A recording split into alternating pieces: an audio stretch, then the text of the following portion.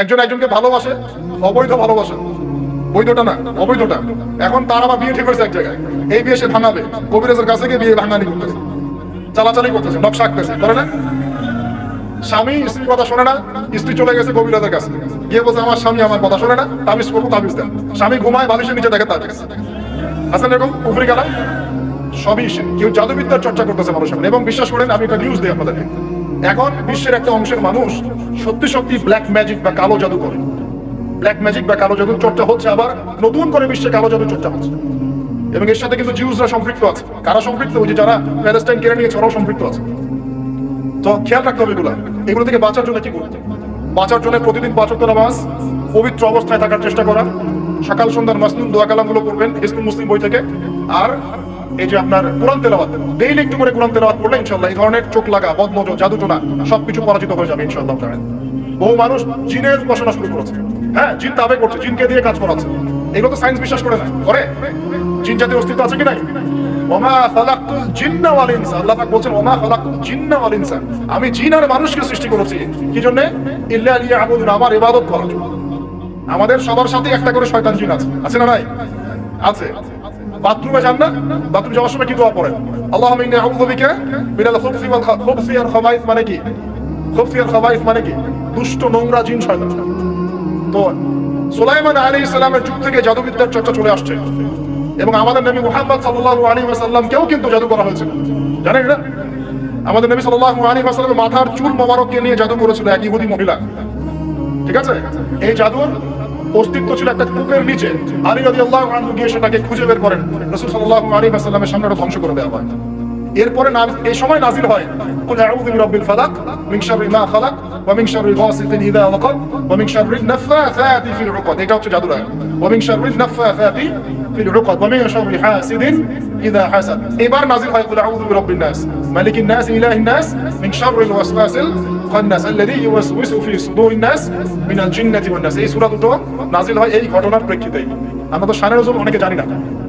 তো এগুলো এখন শিরকি আকীদা আমাদের সমাজে চলছে। আবার একটা কি, কথার মধ্যে শিরক চলছে। কথা আমরা বলছি আমরাই সমস্ত ক্ষমতার অধিকারী, বলছি কিনা?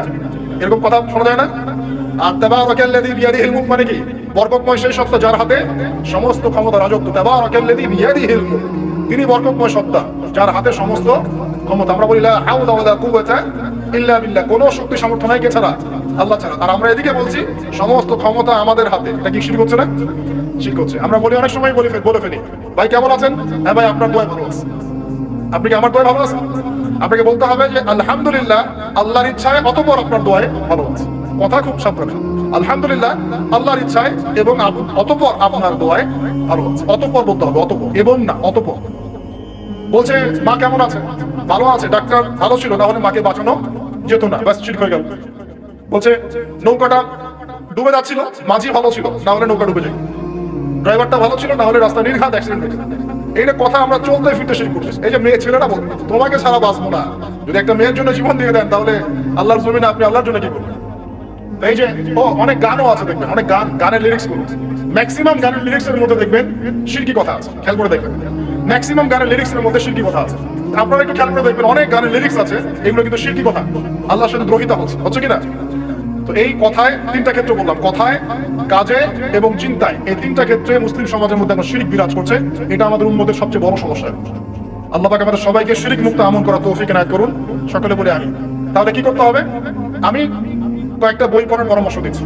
কিতাবুত তাওহীদ একটা বই আছে, শিরক সম্পর্কে অনেক বিস্তারিত আলোচনা করা আছে, এটা পড়তে পারেন। তারপরে কোরআন সুন্নাহর আলোকে ইসলামী আকীদা একটা বই আছে, এটা পড়তে পারেন। আকীদা তাহাবিয়াটা পড়তে পারেন। আর শিরক সম্পর্কে আর অনেক বইপত্র বাজারে বের হয়েছে, শিরক কি ও কেন ইত্যাদি টাইপের। এগুলো পড়লে আপনি শিরকের ধারণা পাবেন ইনশাআল্লাহ তাআলা। আল্লাহ পাক আমাদের সবাইকে শিরক মুক্ত আমল করার তৌফিক এনায়েত করুন, সকলেই বলি আমিন। আরেকটা কথা বলি শিরক সম্পর্কে, সেটা হলো আধুনিক সময়ে কিন্তু নতুন একটা শিরক চালু হয়েছে, এটা শুনে রাখেন। সেটা কি? আল্লাহর যত হালাল আছে এগুলোকে মানুষ হারাম করছে দিন দিন, আর আল্লাহ পাকের হারামগুলোকে হালাল করছে দিন দিন। এটা কিন্তু একটা শিরক, এটাও কিন্তু শিরক, জানেন? ইত্তাখাযু আহবারহুম ওয়া রুহবানাহুম আরবাবা মিন দুনিল্লাহ, তারা ধর্ম নেতা এবং সমাজ নেতাদেরকে রবের আসনে বসিয়েছিল। এখন আলী ইবনে হাতেম তিনি বলছেন রাদিয়াল্লাহু আনহু যে আমরা তো আমাদের ধর্ম নেতা বা সামাজিক নেতাদের তো পূজা করি না, তখন নবী সাল্লাল্লাহু আলাইহি ওয়াসাল্লাম বলছেন, তারা কি আল্লাহর হালালকে হারাম করে দেয় না, তোমরা কি তা মেনে নাও না? আবার তারা কি আল্লাহর হারামকে হালাল করে ফেলে না, তোমরা কি তা মেনে নাও না? তখন তিনি বলছেন, বেলা ইয়া রাসূলুল্লাহ, এটা তো আমরা করি। তখন নবী সাল্লাল্লাহু আলাইহি ওয়াসাল্লাম বলছেন, তিলকা ইবাদাতুহুম, এটাই তো ওদের ইবাদত করা। কেউ যদি আল্লাহর হালালকে হারাম করে আর আমরা তা মেনে নেই, আমরা ওদের ইবাদত করছি। কেউ যদি আল্লাহর হারামকে হালাল করে নেয়, হালালকে হারাম করে নেয়, আমরা তার কথা মেনে নেই, তাহলে আমরা তার ইবাদত করছি। আল্লাহ পাক আমাদেরকে এই ধরনের শিরক থেকে বাঁচার তৌফিক দান করেন। আরেকটা সমস্যা বলে শেষ করছি, উম্মাহর মানে দুর্দশার অন্যতম একটা কারণ, সেটা হলো বেদাত। একটু বলে একটু বসেন, 10 মিনিট সময় নেব, এটা একটা ইম্পর্টেন্ট টপিক, এটা একটু বুঝতে হবে, খুব ইম্পর্টেন্ট। এই কারণে উম্মাহর মধ্যে অনেক ফাসাদ সৃষ্টি হয়েছে, ফিতনা সৃষ্টি হয়েছে, এবং মানুষ নবীর সুন্নাত থেকে মুখ ফিরিয়ে এখন সব বেদাতি আমল করা শুরু করেছে। আর এই বেদাতগুলোকে মানুষ সামাজিকতা বলে চালিয়ে দেওয়ার চেষ্টা করছে। খুব খেয়াল রাখবেন, নবী সাল্লাল্লাহু আলাইহি ওয়াসাল্লামের সুন্নাহ মানে আল্লাহ পাক কোরআন নাযিল করেছেন, তার রাসূলের হাদিস আছে আমাদের সামনে, কোরআন এবং হাদিস নবী যেভাবে আমল করেছে আমরা সেভাবে আমল করি, এর নাম সুন্নাহ। সাহাবায়ে কেরাম রাদিয়াল্লাহু আনহুম যেভাবে করেছেন আমরা সেটা করি, এর নাম সুন্নাহ।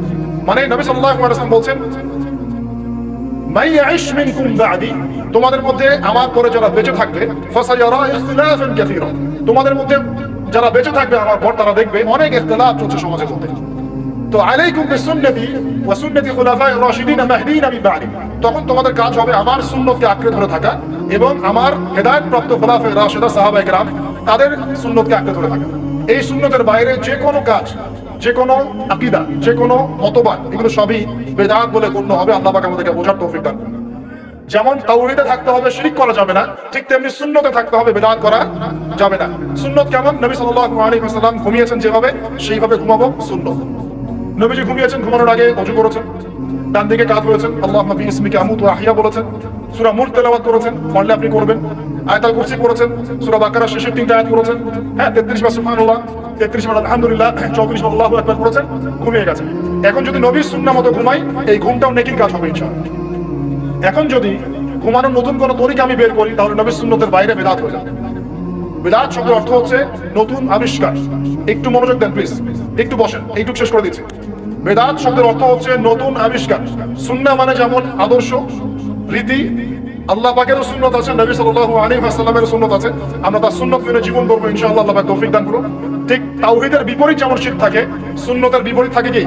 বেদাত, মানে নতুন আবিষ্কার। এটাকে দুই ভাগে ভাগ করা যায়, খেয়াল করি একটু আমার দিকে। কয় ভাগে ভাগ করা যায়? দুই ভাগ। একটা হচ্ছে দুনিয়াবি ক্ষেত্রে নতুন আবিষ্কার, একটা দিনের ক্ষেত্রে নতুন আবিষ্কার। দুনিয়াবি ক্ষেত্রে মানে কি? এই যে মোবাইল ফোন আপনার হাতে আছে, এই মোবাইল ফোন কি রাসূলের যুগে ছিল?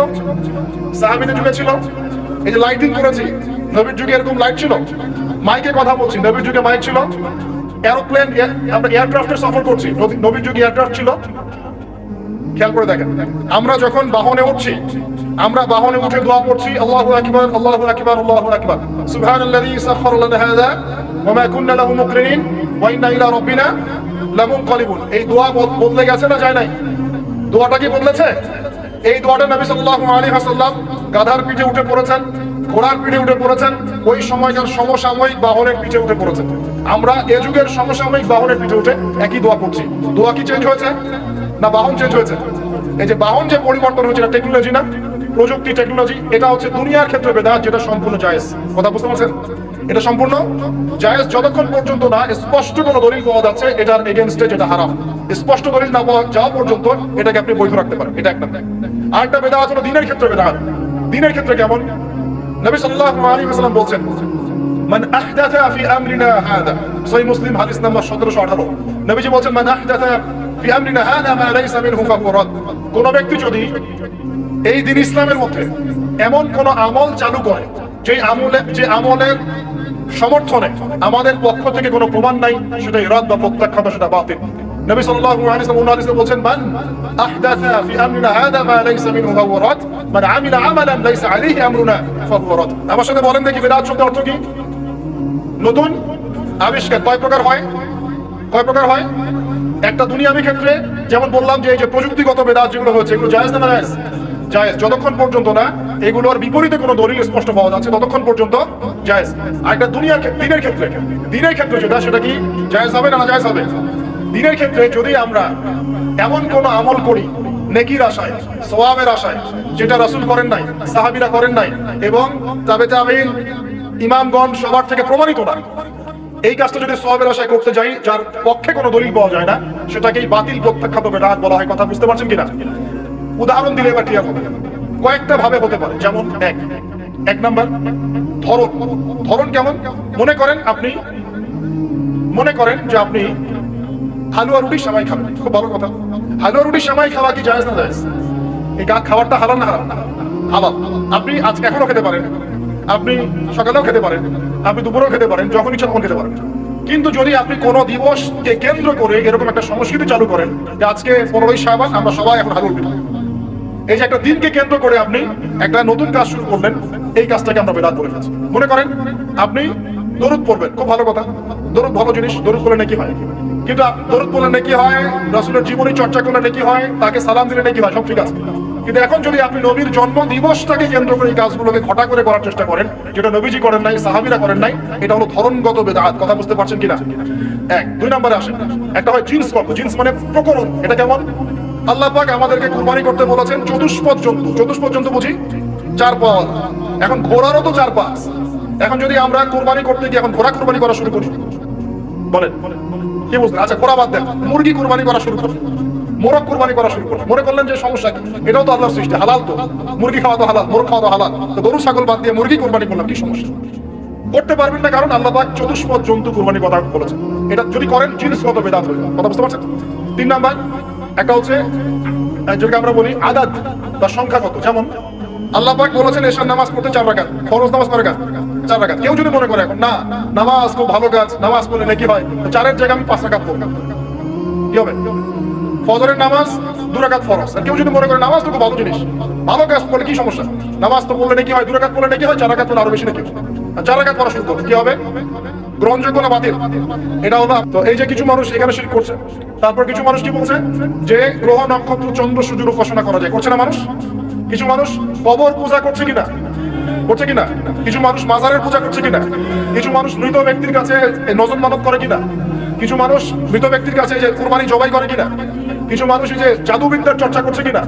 তারপরে যে ভাগ্য গণনা করছে কিনা রাশিফল দেখে? কিছু মানুষ টিয়া পাখির মাধ্যমে ভাগ্য গণনা করছে কিনা? প্রত্যেকটা রন্ধ্র শিরক। প্রথম শিরক হচ্ছে আকীদা, বিশ্বাসের। আল্লাহ ছাড়া কেউ সন্তান দিতে পারে, বিশ্বাস করলে শিরক। আল্লাহ ছাড়া কেউ আমাকে পরকালে বাঁচাবে, বিশ্বাস করলে শিরক। আল্লাহ ছাড়া কেউ আমাকে ভালো করতে পারে, বিশ্বাস করলে শিরক। খারাপ করতে পারে, বিশ্বাস করলে শিরক। আল্লাহ ছাড়া কেউ অপকার করতে পারে, বিশ্বাস করলে শিরক। আল্লাহ থেকে সব হয়, এই কনসেপ্টের বাইরে গেলেই শিরক হয়ে যাবে। সবকিছু কার থেকে হয়? তো এই যে লা ইলাহা ইল্লাল্লাহ একটা আকীদার বিষয়ে, প্রথমে আকীদার মধ্যে শিরক ঢুকেছে। একটা শিরক ঢুকেছে আমলের মধ্যে, আর শিরকু ফিল আমাল, আমলগুলোর মধ্যে। কিরকম? এই যে আল্লাহ বাদ দিয়ে অন্য কাউকে সিজদা করা, আল্লাহ বাদ দিয়ে অন্য কারোর জন্য নজর মানত করা, আল্লাহ বাদ দিয়ে অন্য কারোর জন্য যে আপনি কুরবানি করছেন, হ্যাঁ, আল্লাহ ছাড়া অন্য কারোর কাছে দোয়া করছেন, সবই শিরক।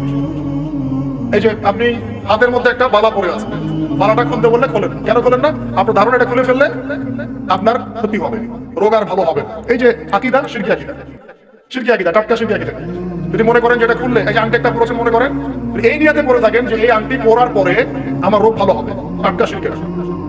এমনি যদি পড়েন সৌন্দর্য বর্ধনের জন্য পড়েছি, কোনো সমস্যা নেই, ইন্নামাল আমালু বিন্নিয়াত। কিন্তু যদি এই নিয়াতে পড়েন এই আংটিটা পড়লে আমার রোগটা ভালো হবে, খুললে আর রোগ ভালো হবে না, ব্যাস শিরক হয়ে গেছে।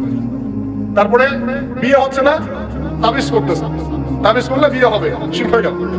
আবার